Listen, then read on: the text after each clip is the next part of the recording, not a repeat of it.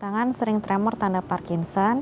Tremor bisa ditemukan pada pasien Parkinson, namun tidak semua ditemukan gejala tremor. Tremor biasanya merupakan gejala yang khas dan sering ditemukan pada tahap awal penyakit Parkinson. Karakteristik tremor yang bisa ditemukan pada pasien Parkinson yaitu tremor pada saat istirahat dengan gerakan seperti memutar pil atau pil rolling tremor, dan juga biasanya dimulai pada salah satu sisi tubuh. Kemudian apabila ditemukan tanda-tanda seperti tremor yang khas tersebut, Anda bisa langsung untuk berobat dan berkonsultasi lebih lanjut ke dokter spesialis saraf.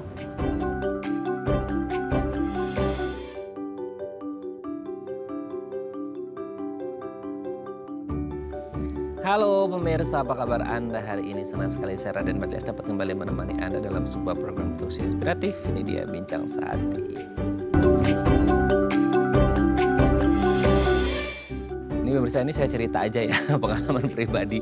Jadi dulu sebelum tahu penyakit ini, saya tuh punya teman, salah satu rekan kerja lah gitu ya, yang kadang tuh tangannya bergetar sendiri gitu. Saya nggak ngerti kenapa tangannya ini orang gitu ya. Nah setelah ngobrol-ngobrol ternyata beliau ini mengalami namanya Parkinson. Nah dari situlah saya mulai mengenal istilah penyakit Parkinson dulu banget gitu ya. Nah selama ini mungkin kita kepikiran, oh kalau orang penyakit Parkinson tuh pasti tangannya tremor ya, getar-getar terus sendiri gitu ya. Nah sebenarnya ini gejala yang khas pada Parkinson atau hanya salah satu aja dan tidak harus melulu tentang tremor, tapi mungkin ada hal-hal yang lain yang menjadi gejala klinis dari si Parkinson ini sendiri. Yang juga penting adalah apa sih penyebabnya, gimana gejalanya, dan gimana cara mengatasinya supaya Parkinson ini bisa tertangani dengan baik. Tapi sebelum bahas itu kita akan bahas terlebih dahulu beberapa mitos atau fakta seputar Parkinson ya. Nah untuk membahasnya telah hadir bersama kami di Studio Bincang Sehati ada Dr. Mety Asyari Rahmadani SPN FMIN, dokter spesialis neurologi dari Rumah Sakit Permata Bekasi. Assalamualaikum Dr. Mety, apa kabar dok? Sehat? Alhamdulillah. Alhamdulillah. Dok, hari ini kita bahas seputar Parkinson yang kebetulan tuh awal kali saya tahu ada Parkinson itu dari rekan kerja gitu ya. Sekadar dari tremor terus tahu ternyata oh itu Parkinson. Tapi apakah tremor itu jadi bagian dari Parkinson atau Parkinson is always about tremor? Nanti kita bahas ya. Kita bahas mitos faktanya terlebih dahulu. Yang pertama adalah ini baru aja dibahas ya. Parkinson itu pasti sebabkan tremor gitu ya. Nah, ini kan jadi satu standar gitu ya, stereotip di masyarakat kita bahwa Parkinson is tremor, tremor is Parkinson gitu. Selalu seperti itu korelasinya. Nah, apakah memang selalu Parkinson menyebabkan tremor? Mitos atau fakta? Mitos. Wah, mitos? Iya. Nah, kenapa tuh dok? Jadi tidak semua Parkinson itu gejalanya ada tremor. Meskipun memang tremor ini salah satu gejala yang umum dan khas ditemukan pada pasien Parkinson, tapi bisa juga ditemukan pada tahap akhir dari penyakit Parkinson. Jadi tidak semua Parkinson ini gejalanya tremor gitu, atau bisa tidak sama sekali ada tremor. Nah itu yang kan gini, mungkin ada orang yang tremor dan nggak tremor kan seperti itu. Jadi kalau ada statement mengatakan bahwa pasti si Parkinson akan menyebabkan tremor, tidak gitu ya. Karena kan ada yang tremor, ada yang enggak. Dan bedanya orang yang tremor sama enggak gimana dok? Maksudnya itu kayak dari Parkinsonnya atau dari individunya masing-masing? Ya, untuk jenis Parkinsonnya sendiri itu kan juga bervariasi, nanti kita akan bahas ya. Kemudian tremor itu memang salah satu gejala khasnya, tapi ada beberapa gejala yang lain. Jadi tidak mesti dengan adanya tremor kita langsung ke arah Parkinson, tapi dengan adanya gejala-gejala yang lainnya, ada kriterianya gitu. Nah, nanti kita bisa arahkan itu ke arah Parkinson gitu. Oke. Jadi tremor adalah bagian dari Parkinson, tapi tidak selalu Parkinson akan menyebabkan tremor gitu ya. Karena mungkin bisa jadi ada kondisi-kondisi yang lain kenapa orang ini mengalami tremor. Jadi harus ditegakkan diagnosisnya dulu untuk mengetahui apakah tremor ini gara-gara Parkinson atau ada kondisi kesehatan atau medis yang lainnya yang bisa menyebabkan orang ini mengalami tremor. Jadi jangan buru-buru menjudge orang kalau ada tremor, pasti Parkinson, harus diperiksa ke dokter ya. Oke, kita lanjut yang kedua ya dok ya. Parkinson hanya menyerang lansia. Jadi kalau kita ngomong lansia adalah satu range usia gitu ya, yang memang rentan mengalami berbagai gangguan kesehatan karena mungkin ya proses aging, penuaan atau degeneratif karena memang sudah berlanjut usia gitu ya. Sehingga semua organ di tubuhnya itu mulai menurun fungsinya. Begitupun juga dengan Parkinson yang dalam artian oh ini ada hubungan dengan persarafan dan saraf itu pasti akan ada masa tuanya juga ya karena mengikuti usia fisiologi seseorang gitu. Nah, apakah memang Parkinson itu selalu identik dengan lansia? Mitos ya. Oh, mitos lagi. Baik, kenapa tuh, Dok? Jadi Parkinson ini memang umumnya ditemukan pada pasien penderita usia 60 tahun ke atas. Namun ada juga Parkinson yang dialami pada usia muda, yaitu pada young onset Parkinson disease itu bisa dialami pada pasien usia 40 atau 50 tahun atau bahkan lebih muda ya, mulai dari usia 21 tahun ke atas. Itu biasanya kenapa Dok onset seperti itu? Maksudnya itu kan masih produktif banget ya dalam artian kayak Betul. kinerja tubuhnya kan harusnya masih oke gitu. Biasanya kalau pada usia muda itu terkait dengan mutasi genetik ya. Mutasi genetik nggak bisa dijelaskan ya Dok, karena Iya. ya akan random aja gitu ya. Iya, benar. Oke ya. Jadi memang karena mutasi genetis sehingga akhirnya menyebabkan orang-orang di usia produktif ini bisa mengalami Parkinson gitu ya. Oke, kita lanjut yang ketiga ya. Parkinson hanya masalah gerakan fisik. Nah, yang selama ini kita lihat kan Parkinson itu hubungannya kayak tadi ya. Kita ngomongin orang tremor. Tremor kan sesuatu yang sangat visual banget gitu ya, yang bisa kelihatan di mata kita gitu ya. Nah, apakah Parkinson hanya sekadar gerakan fisik atau mobilitas yang bisa dilihat oleh orang atau lebih dari itu, Dok? Mitos juga ya. Oke. Jadi Parkinson itu ada gejala motorik dan ada gejala non motorik. Tremor itu salah satu gejala motorik. Yang non motorik itu bisa mengakibatkan masalah pada otonom, kemudian gangguan tidur, gangguan pencernaan, gangguan mental, gangguan kognitif, gangguan sensasi. Jadi memang bukan hanya sekedar gejala motorik seperti tremor saja. Oke. Berarti kalau ada orang beda-beda itu ya Dok ya, kayak kognitifnya, ke fisiknya dan lain sebagainya, lagi-lagi itu dari individunya atau dari Parkinsonnya? Gejalanya Parkinson itu memang ada gejala motorik dan non motorik gitu ya. Motorik itu yang khas kita lihat, kita tampak kasat mata, sedangkan kalau non motorik kan mungkin kita perlu menggali lebih dalam, anamnesis, tanya jawab sama pasiennya gitu. Jadi yang memang kelihatan kasat mata di kita saat melihat pasien dari jauh memang gejala motoriknya tampak gitu. Oke. Jadi tidak hanya motorik atau gerakan atau mobilitas dari orang ini gitu ya, tapi lebih dari itu yang non motorik yang mungkin nggak bisa kelihatan secara langsung, baru diketahui setelah anamnesis gitu ya. Oke, kita lanjut ke 4 ya Dok ya. Parkinson pasti diturunkan. Nah, ini ada banyak sekali jenis penyakit tuh yang sifatnya dia menurun ya, secara genetik menurun dari ayah ke anaknya, dari ibu ke anaknya seperti itu. Nah, kalau Parkinson adalah sesuatu yang diturunkan atau gimana? Mitos juga ya. Jadi memang ada sebagian kecil Parkinson itu sekitar 10-15% Parkinson itu diakibatkan dari faktor keturunan. Namun kebanyakannya itu terjadi secara sporadis, yaitu kombinasi antara faktor lingkungan dan faktor keturunan. Juga ada pengaruh usia dan kerusakan sel-sel saraf di otak. Oke, jadi nggak harus selalu diturunkan ya. Dari faktor-faktor yang lain juga ada. Oke, kita lanjut yang kelima ya. Parkinson katanya bisa menyebabkan demensia. Nah, ini erat kaitannya juga dengan poin yang tadi mungkin ya pemirsa ya, yang ada hubungan Parkinson sama lansia, meskipun itu mitos ya, karena di usia produktif juga bisa. Tapi kalau Parkinson hubungan dengan demensia bisa nggak sih? Karena mungkin sama-sama berhubungan sama persarafan nih Dok, atau gimana? Ya, fakta ya, sebenarnya untuk Parkinson itu gejala lanjutnya, komplikasinya bisa menyebabkan demensia atau yang disebut dengan Parkinson demensia.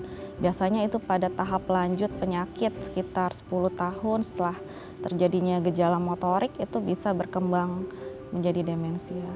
Tapi tidak semua Parkinson, apalagi yang tahap-tahap awal ada demensianya. Oke, jadi mungkin bisa jadi ke demensia, tapi tidak semuanya bisa mengarah ke sana ya. Oke, terima kasih Dok sudah terjawab mitos faktanya. Nanti kita ngomong Parkinson lebih mendalam ya di segmen selanjutnya.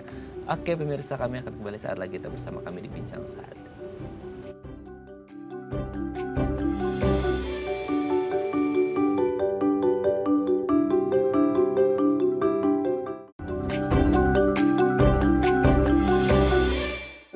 Baik, Anda masih bersama kami di Bincang Saat Ini dan kita masih membahas tema kita hari ini seputar Parkinson. Nah, kalau Anda punya pertanyaan seputar tema kita hari ini boleh ya tanya-tanya di 021 290 3244 atau DM Instagram kami @bincangsaatidai.tv. Kita masih bersama dengan Dr. Mety Asyari Rahmadani SPN FMIN, dokter spesialis neurologi dari Rumah Sakit Permata Bekasi. Oke dok, sedikit banyak tadi kita udah bahas seputar Parkinson, tapi mungkin pemirsa butuh yang lebih detail lagi. By definition secara medis Parkinson ini penyakitnya seperti apa sih dok?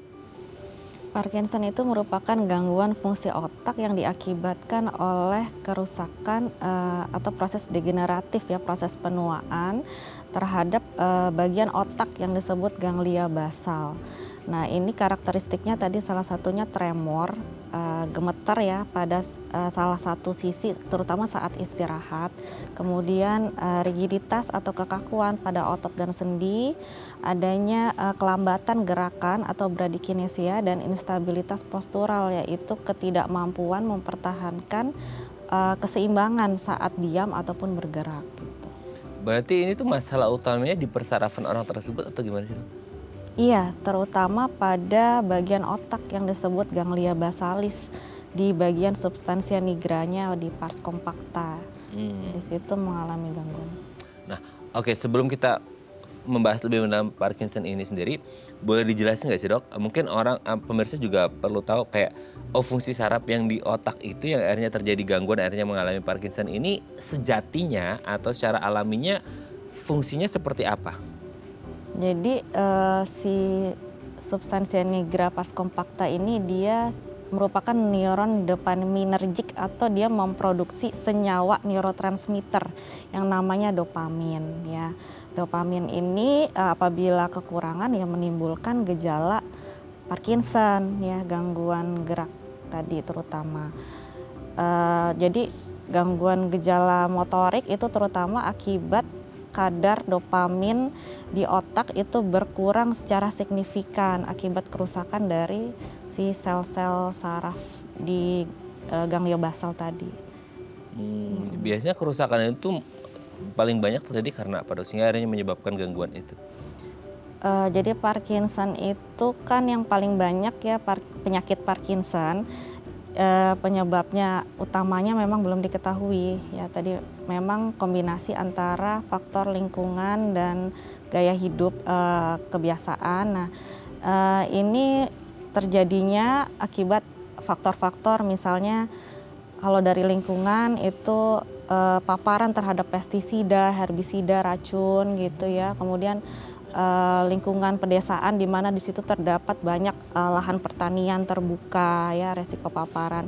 Konsumsi dari sumur air tanah itu juga salah satu penyebabnya. Kemudian adanya riwayat trauma kepala berulang itu juga salah satu untuk faktor resiko lingkungan yang dapat menyebabkan kemungkinan terjadinya Parkinson meningkat gitu. Kalau untuk genetik biasanya memang ada beberapa ekspresi gen yang ada atau tidak ada itu bisa mempengaruhi resiko terjadinya Parkinson.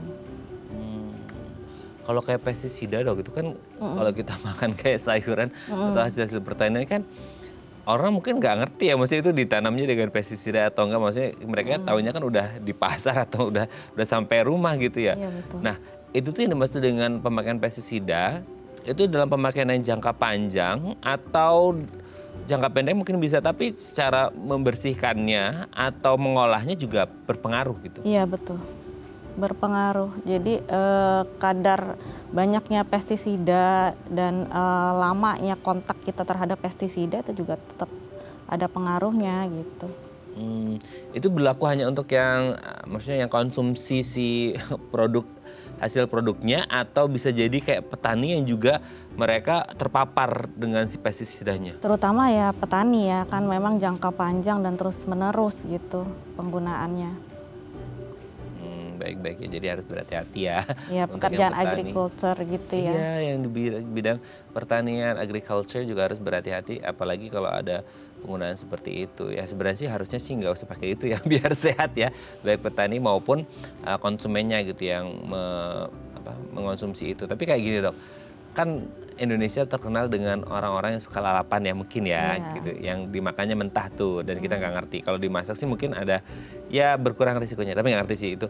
Kalau kayak gitu tuh beda nggak sih kayak antara yang makan yang lalapan, semisal nih kalau ini hasil pertanian ini contaminated sama yang namanya pestisida. Beda nggak antara yang kayak jadiin lalapan sama yang dimasak, direbus atau diapain gitu? Ya pastinya akan berkurang dengan teknik pemasakan ya. Hmm. Dan teknik untuk pencucian pembersihannya juga mungkin akan banyak pengaruh juga. Gitu. Oke, oke. Jadi harus berhati-hati ya karena Indonesia ini kan terutama orang Sunda gitu suka makan lalapan, jadi harus berhati-hati ya. Harus pastikan si sayurannya ini bersih dari pestisida. Terus kayak yang tadi ada juga faktor kayak trauma gitu Dok. Trauma itu kan mungkin orang taunya kayak kecelakaan, kepala terbentur gitu ya, atau nggak harus kecelakaan sih orang kejedot gitu. Itu juga bisa pengaruh. Sesimpel kejedot itu bisa pengaruh nggak sih Dok? Iya, jadi kalau yang cedera kepala, terutama cedera kepala berulang, biasanya pada atlet, ya kemudian, ya contohnya tuh kan Muhammad Ali tuh yang Parkinson yang terkenal. Kemudian adanya pekerjaan yang resiko tinggi untuk mengalami cedera kepala, tapi terutama ya tadi di bagian area yang menghasilkan dopamin, ya tadi di bagian substansia nigranya. Berarti olahraga-olahraga kayak apa ya? Ya bela diri atau kayak boxing kayak Muhammad Ya, Ali itu kan tinju. risiko cedera kepalanya lumayan tinggi ya. Ya, Itu yang terus berulang terus ya Dok? Ya? berulang-ulang, meningkatkan resiko terjadinya Parkinson. Tapi trauma itu harus yang langsung menyentuh si kepala ini atau bisa jadi kayak orang-orang kan mungkin ada olahraga kayak trail gitu yang dia kan wah, selalu ada hentak-hentakan gitu juga pengaruh nggak sih Dok? Iya bisa, apalagi kalau gerakannya itu ya traumanya terus-menerus kan bisa jadi ada efek ke sisi sebelahnya ya. Jadi kayak di antara otak itu terombang-ambing lah ke satu dan lain sisi gitu. Nah itu bisa menyebabkan kerusakan yang berat juga.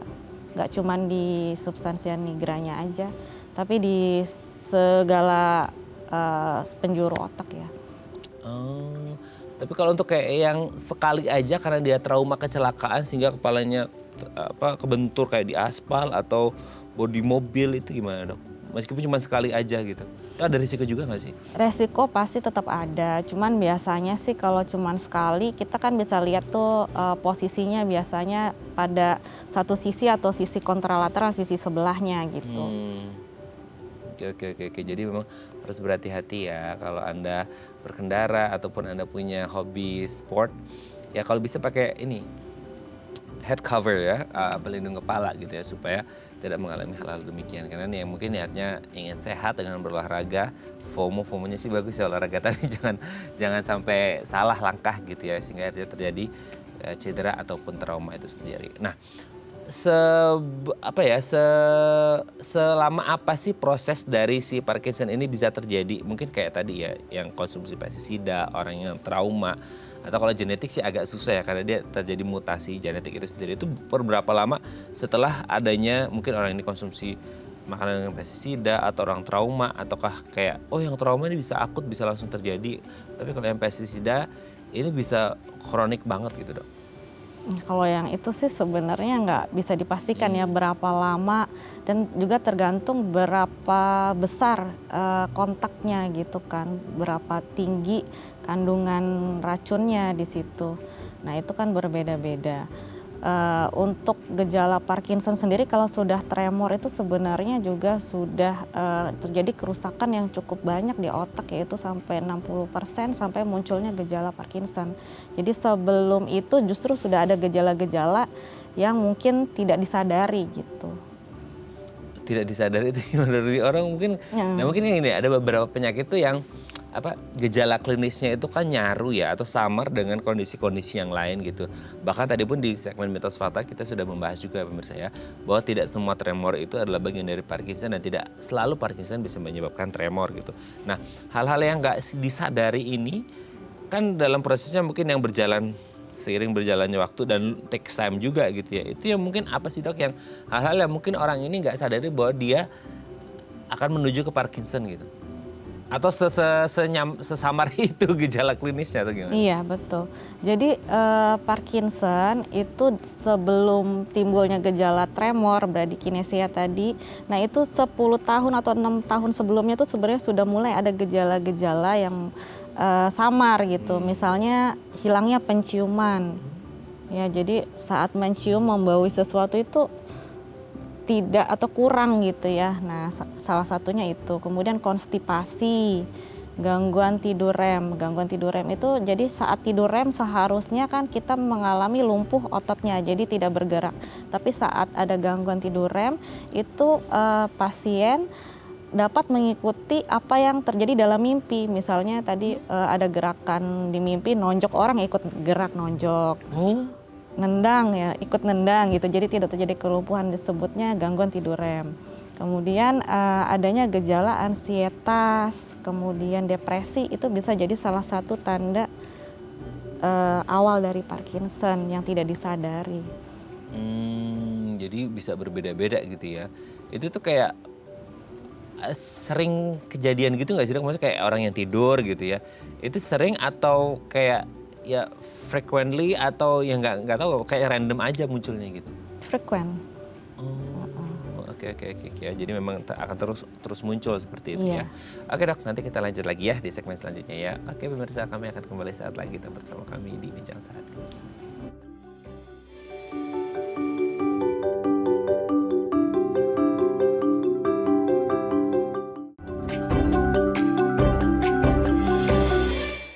Baik, Anda masih bersama kami di Bincang Sehati dan kita masih membahas tema kita hari ini seputar Parkinson. Nah, kalau Anda punya pertanyaan seputar tema kita hari ini boleh ya tanya-tanya di 021 290 32644 atau DM Instagram kami di @bincangsehati.tv. Kita masih bersama dengan Dr. Meiti Asyari Rahmadani SPN FMIN, dokter spesialis neurologi dari Rumah Sakit Permata Bekasi. Oke dok, tadi itu ada yang menarik ya, kayak satu istilah yang mungkin selama COVID kita kemarin tuh lumayan santer itu anosmia gitu. Tadi kan kemampuan mencium gitu. Nah kemampuan mencium ini kan gini, orang kita tuh kayaknya lumayan hebat. Itu dalam artian gini, tubuh tuh kadang-kadang mencoba untuk beradaptasi atau mengompensasi atas apa yang terjadi di tubuhnya. Ibarat kata kalau kita ngomongin kayak pentoleransi orang kan beda-beda gitu ya. Sakitnya si A sama si B mungkin beda gitu.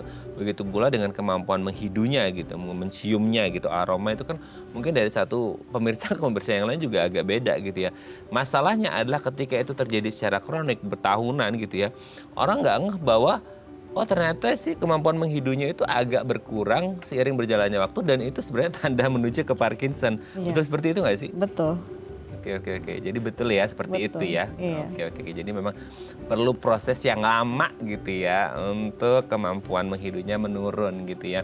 Nah itu tuh lama-lama dia akan menurun secara progresif gitu ya. Terjadi perburukan itu kayak karena hal-hal yang tadi, misalnya kayak mereka aktif mengkonsumsi makanan yang mungkin contaminated sama pestisida atau mungkin mereka aktif dengan boxingnya gitu tuh akan terus terjadi progresivitas perburukan atau gimana? Iya, kalau Parkinson itu kan penyakit progresif ya.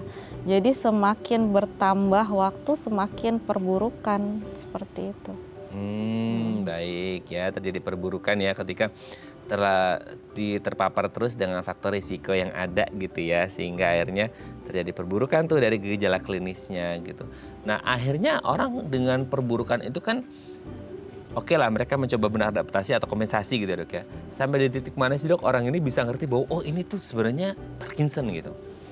Iya itu, susahnya itu ya. Susahnya itu Nah, ya. justru memang baru biasanya sadarnya itu setelah terjadinya gejala yang khas tadi, yaitu gejala motorik, tremor, kemudian perlambatan gerak, kaku-kaku di otot. Nah itu makanya memang PR juga, karena banyak yang tidak sadar dari awal gejalanya itu. Jadi PR ya gitu ya. Kalau akhirnya orang ini nggak ngeh dan akhirnya masuk kalau udah ada gangguan motoriknya. Betul. Karena gangguan motorik itu kan kelihatan banget ya, sementara yang non motorik itu enggak. Jadi kalau belum ada kemunculan motorik akan jadi PR nih gitu ya buat mereka yang gejala klinis motoriknya belum muncul seperti itu. Tapi kalaupun akhirnya gejala klinis motoriknya sudah muncul, itu di tahap atau fase apa, Dok? Maksudnya kayak ada nggak sih fase-fase kayak, oh sebenarnya kalau sebelum motorik itu muncul, itu masih masuk di early stage lah gitu ya, stage awal. Early Tapi kalau stage. udah motoriknya muncul, berarti udah stage-nya udah mulai lanjut nih atau gimana? Masuknya ke early stage. Kalau yang lanjut itu tadi sudah sampai kelainan kognitif, demensia gitu. Sampai lanjutnya itu ketidakmampuan untuk bergerak. Jadi memang hanya diam, berbaring, tirah baring, tidak kenal dengan orang lain, seperti itu. Hah? Tidak kenal dengan orang lain itu maksudnya kayak bener-bener hilang, kayak orang hilang ingatan, nggak kenal tuh gimana? Iya, salah satunya kemampuan kognitifnya ya, daya berpikir, daya konsentrasi, daya ingatnya menurun. Daya ingatnya menurun gitu ya. Nah ini gini loh, kan mungkin ada beberapa orang juga yang, sorry itu sih maksudnya kayak kondisi persarafannya gitu ya terganggu, itu akan terjadi perburukan yang jauh lebih buruk pada mereka-mereka yang sebelum ada riwayat Parkinson ini mereka sudah ada gangguan sebelumnya, atau berlaku bagi semua pasien Parkinson? Berlaku bagi semua pasien Parkinson. Jadi memang penyakit ini kan progresif ya, akan semakin bertambah berat seiring dengan perjalanan usia dan penyakitnya. Jadi memang semuanya nanti akan menuju ke arah progresivitasnya itu tadi. Progresivitas itu bisa dipengaruhi dari jenis-jenis Parkinson nggak sih, Dok? Atau apa aja ada jenisnya Parkinson ini sendiri atau gimana? Ya, Parkinson itu ya dibagi beberapa, yaitu Parkinson primer yang disebut dengan penyakit Parkinson. Ya ini yang paling sering dialami, itu sekitar 7 dari 8 penderita Parkinson ini ya jenisnya Banyak. Parkinson. Iya, penyakit Parkinson. Ada Parkinson sekunder, ini bisa terjadi secara adanya riwayat penyakit sebelumnya, misalnya infeksi otak akibat virus, tuberkulosis, sifilis, atau juga akibat drug induce atau penggunaan obat-obat tertentu gitu. Ada juga yang disebut sindrom para Parkinson atau Parkinson plus. Nah ini bisa terjadi juga misalnya penyakit Wilson atau pada penyakit juvenile pada usia muda Parkinson akibat atrofi dari bagian otak yang disebut palidal. Gitu. Jenis-jenis itu dipengaruhi dari penyebabnya kah atau dari kayak ya kondisi-kondisi yang lain, genetik ataupun dari range usia? Salah satunya iya, dari kondisi genetik, dari adanya penyebabnya itu apa gitu. Kalau yang Parkinson disease ini kan istilahnya dia yang penyakitnya, yang primernya, jadi penyebabnya sendiri juga belum jelas gitu. Oh, maksudnya ada nggak sih, Dok, kayak kan kita sering dengar penyakitnya itu belum jelas penyebabnya gitu. Kalau kayak Parkinson itu sendiri pernah nggak sih kayak dari beberapa mungkin tidak satu yang pasti gitu ya, bahwa oh ini tuh penyebabnya. Tapi mungkin nggak sih ada literatur ataupun itu yang menyebutkan bahwa paling banyak itu prevalensi penyebab dari si Parkinson ini sendiri, yang primer ini sendiri apa biasanya? Meskipun itu bukan jadi single factor bahwa orang ini mengalami Parkinson gitu. Ya sebenarnya sih ya tadi terjadinya secara sporadis ya, terjadi gabungan antara faktor lingkungan, faktor genetik, juga akibat dari pertamanya usia dan kerusakan sel-sel saraf di otak gitu. Oke, karena masih sangat luas gitu mungkin ya dari penyebab dari si Parkinson disease ini sendiri gitu ya.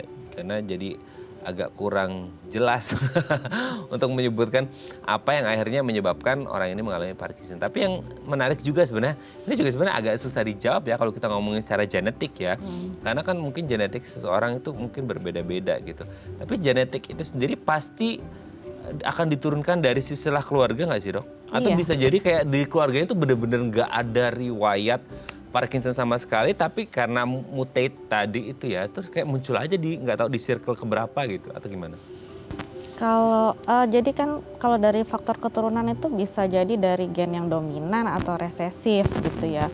Kalau dominan biasanya ada beberapa jenis Parkinson yang memang langsung terlihat misalnya dari bapaknya, ibunya atau saudaranya. Tapi ada juga yang diturunkan secara resesif, jadi mungkin dari kakeknya, neneknya gitu, baru akhirnya ke cucunya gitu. Oke. Jadi Tidak harus melulu bawa bapak ibunya atau apa. Mungkin lompat-lompat gitu ya dari nggak tahu generasi keberapa dan akhirnya si cucu atau cicit oh cucu dan cicit ini mengalami Parkinson ini sendiri. Oke, dan nanti kita lanjut lagi ya di segmen selanjutnya. Oke pemirsa, kami akan kembali saat lagi kita bersama kami di Bincang Sehati.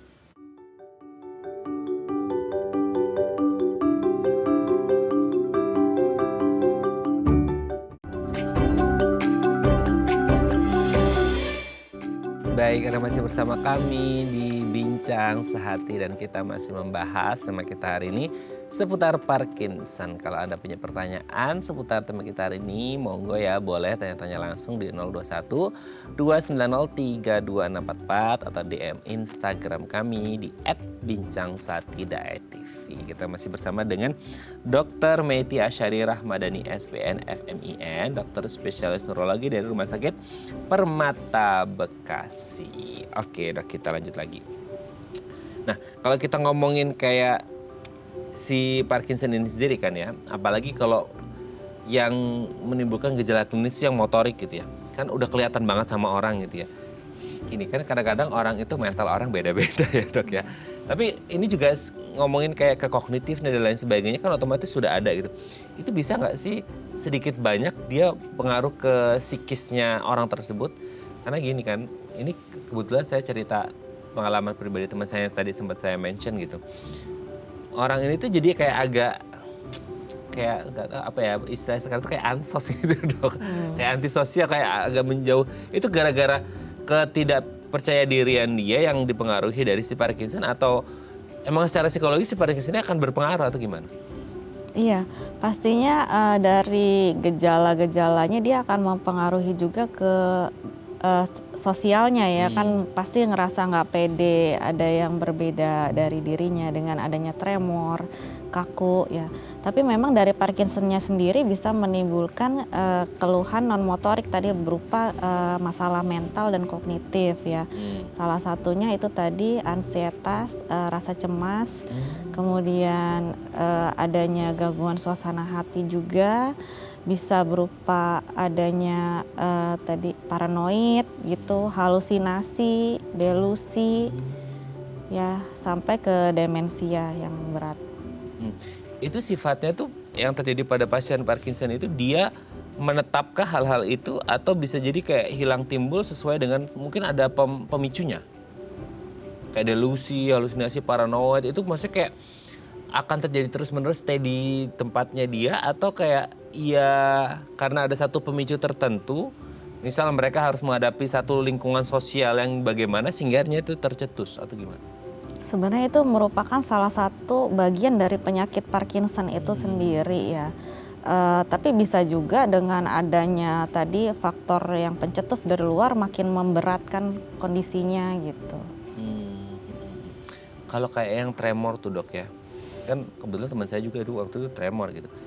Kan memang tidak semuanya mengalami tremor ya gitu kan, tadi seperti di segmen mitos fakta tidak semuanya mengalami tremor, begitu juga sebaliknya tidak semua Parkinson mengalami tremor. Tapi kalau khusus untuk yang tremor, dia akan terjadi tremor itu kayak terus menerus juga atau ada pencetusnya juga dia baru akan keluar si tremornya? Kalau tremor Parkinson itu khasnya dia tremor saat istirahat justru, jadi dia gerakan kayak bell rolling gitu, kayak memutar gitu ya, itu timbulnya justru saat istirahat, bukan karena misalnya tadi ada kecemasan atau saat aktivitas gitu, justru saat dia diam saja timbul tremornya.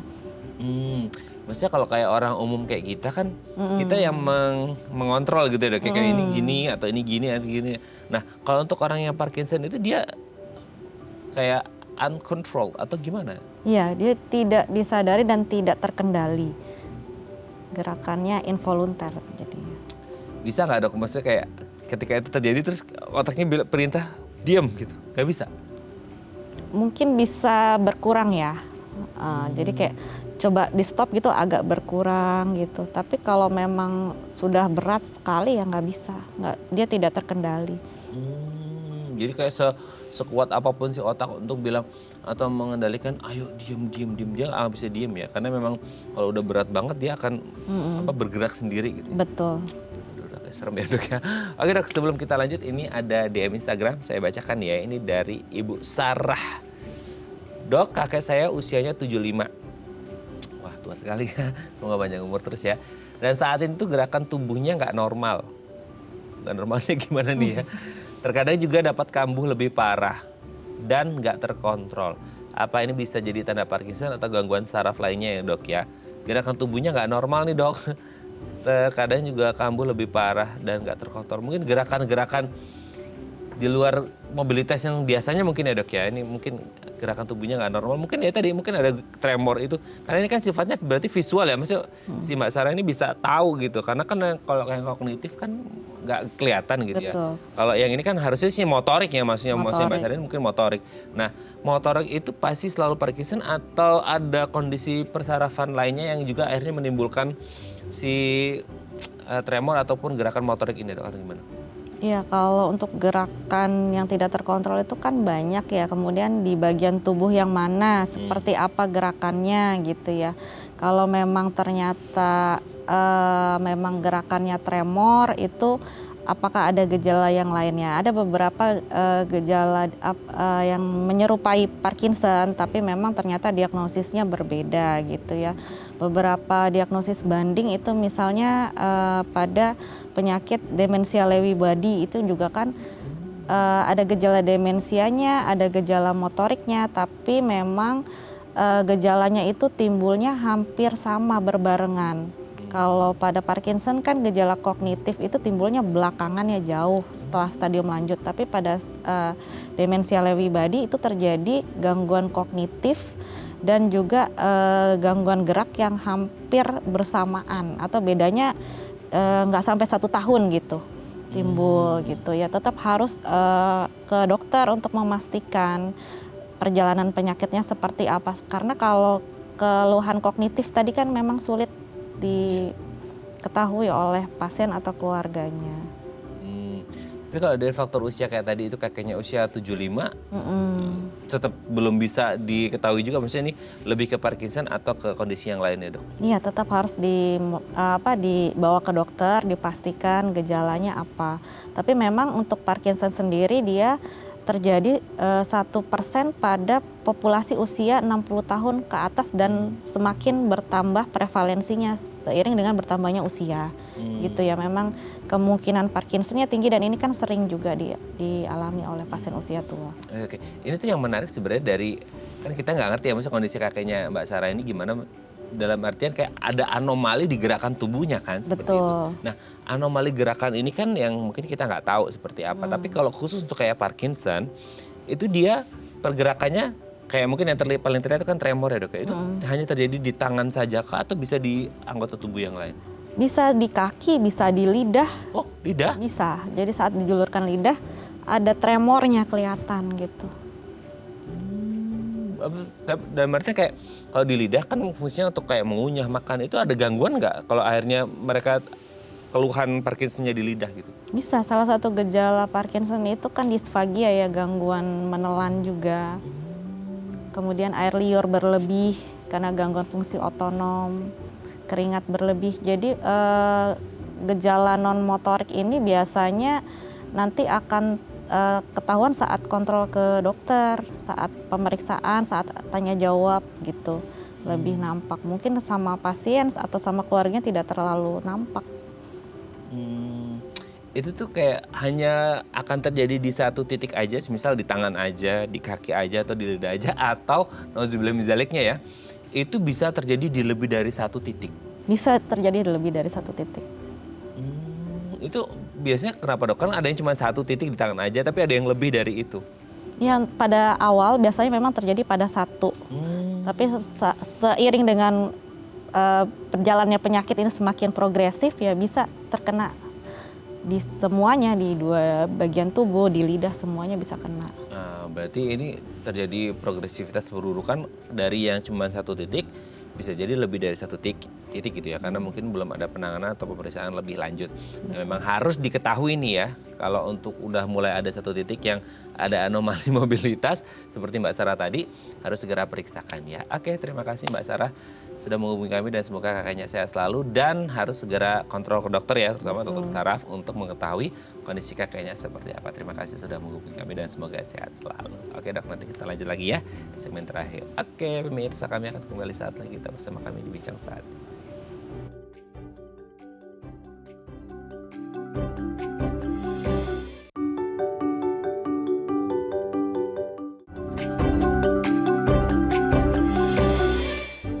Baik, Anda masih bersama kami di Bincang Sate dan kita masih membahas tema kita hari ini seputar Parkinson ya. Masih bersama dengan Dr. Mety Asyari Rahmadani, SPN FMIN, dokter spesialis neurologi dari Rumah Sakit Permata Bekasi.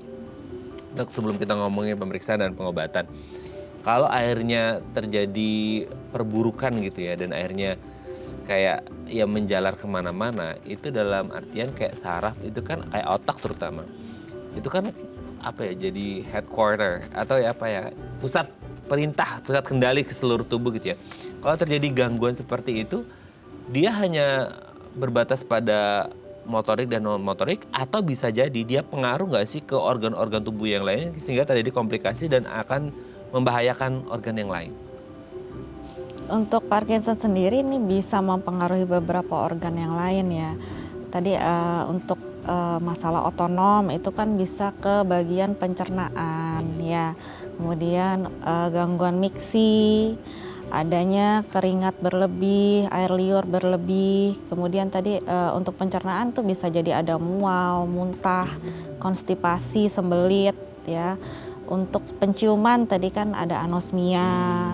Kemudian kulit bisa jadi kulitnya kering, bersisik ya, seboreh terutama di bagian kulit kepala dan wajah.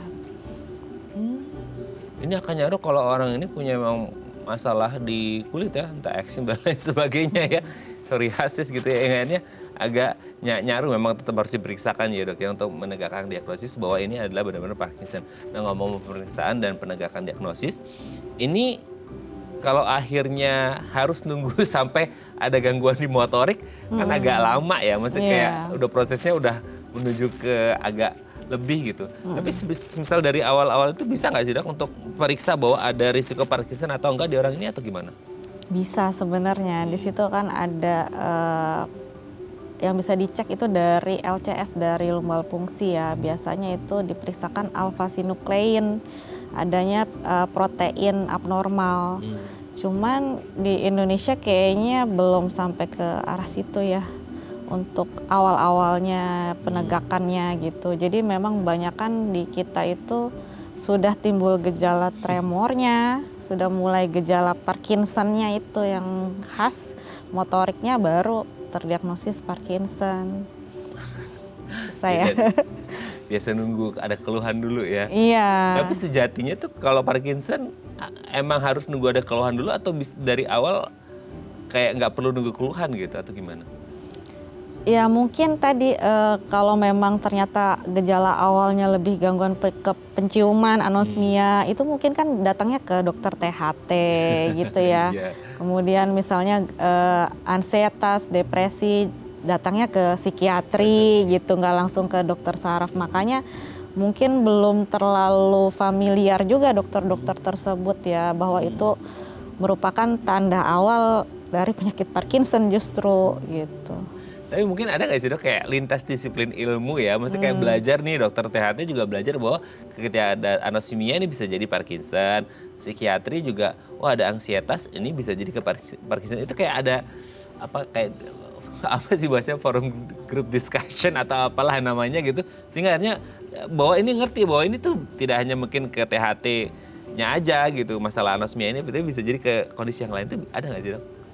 Agak susah ya, kita kalau praktek pribadi tuh seringnya kan sendiri-sendiri gitu ya, jadi jarang, apalagi kalau misalnya kasusnya dinilainya cukup ringan, tidak terlalu mengganggu ya. Mungkin tadi misalnya habis infeksi virus aja, jadi tidak bisa membawi, tapi ternyata terus-terusan, mungkin juga habis itu pasiennya menganggap, ah ya sudah mungkin cuman ini aja ringan, tidak terlalu mengganggu, tidak dilanjutin. Ya jadi ketahuannya saat sudah tahap motoriknya baru kelihatan. Apalagi habis pandemi ya dok ya, mereka Iya. mungkin long covid. Iya, betul. Sehingga akhirnya orang nggak kepikiran bahwa ini tuh sebenarnya adalah gejala menuju ke Parkinson itu sendiri. Nah kalau akhirnya udah ditegakkan diagnosis bahwa ini Parkinson, pengobatannya seperti apa dok? Pengobatannya biasanya kombinasi antara obat-obatan yang tadi untuk meningkatkan kadar dopamin di otak, kemudian terapi, bisa terapi fisik, terapi kognitif ya, kemudian terapi untuk keseimbangan peregangan, dan juga untuk perubahan gaya hidup yang lebih sehat. Namun pada kasus berat biasanya terdapat juga opsi untuk tindakan seperti deep brain stimulation atau palidotomi atau fokus ultrasound. Itu biasanya nanti akan dikonsulkan ke dokter terkait ya. Kalau untuk operasi biasanya ke bedah saraf. Dok kalau nggak salah ya dok ya, kalau nggak salah nih ya, kan kalau terjadi kerusakan di saraf ya, terutama kalau mungkin udah lebih dari 75%, dia nggak bisa regenerate ya, maksudnya kayak nggak bisa kembali seperti semula atau gimana sih? Iya. Jadi memang kerusakannya ini kan terus terjadi ya secara progresif. Semakin lama kondisi pasien ini penderita akan semakin menurun dan semakin tidak mampu untuk menjalankan aktivitasnya. Efeknya nanti kualitas hidupnya akan menurun. Ya, jadi dari awal untuk penderita Parkinson itu kita sudah edukasi juga bahwa ini bukan penyakit yang bisa untuk disembuhkan, tapi hanya diringankan dan dikelola supaya tidak cepat menurun gitu. Dalam artian dia bisa di stagnan di kondisi itu aja, tidak bisa diperbaiki lebih baik dari posisi awal dia periksa atau gimana? Iya, betul. Ya, dia bukan stagnan, dia akan terus menurun, tapi kita Perlambat? perlambat perjalanan. Meskipun ada pengobatan, itu ya tidak bisa di stagnan juga malahan ya, bisa diperbuka tapi diperlambat dibandingkan Betul. mereka yang tidak diperiksa dan diobati sama sekali ya. Iya, betul. Itu beda nggak sih dok, kayak yang datang udah ada keluhan dan sebelum sehingga kayak masih bisa tertolong lebih awal? Semakin awal ditangani, semakin bisa kita perlambat perjalanan penyakitnya gitu. Dan memang itu pengobatannya harus jangka panjang dan seumur hidup. Seumur hidup. Iya. Oke ya, jadi memang kalau ada apa-apa, inilah tipikalnya orang kita harus periksa ya dok ya. Betul. Segera periksa kalau memang ada keluhan ada apa-apa, kira-kira ada anomali gerakan atau Anda ngerasa mungkin anosmia berkepanjangan tadi disebutkan dan beberapa gejala klinis yang lainnya, harus segera periksa ke dokter gitu ya. Mungkin ada opsional yang lain untuk periksa ke spesialis terutama spesialis saraf. Siapa tahu ini menuju ke gejala Parkinson dan bisa ditangani dari awal. Terima kasih dok. Hari ini kita banyak dapat ilmu nih seputar Parkinson dari Dr. Meity ya. Semoga ini bermanfaat untuk kita semua. Terima kasih dok. Saya selalu selamat untuk keluarga di rumah dan teman-teman di Rumah Sakit Permata Bekasi. Selamat pagi. Assalamualaikum. Waalaikumsalam. Oke pemirsa, itu tadi perbincangan kita dengan Dr. Meity. Semoga bermanfaat ya. Dan jangan lupa untuk terus menyaksikan konten-konten inspiratif kami di platform The Eye Plus. Saya Raden Madya Samit. Sampai jumpa dan selamat kembali beraktivitas di hari Jumat yang indah ini. Dan jaga kesehatan otak dan saraf Anda supaya nggak mengalami Parkinson. Selamat berakhir pekan bersama keluarga. Sampai jumpa.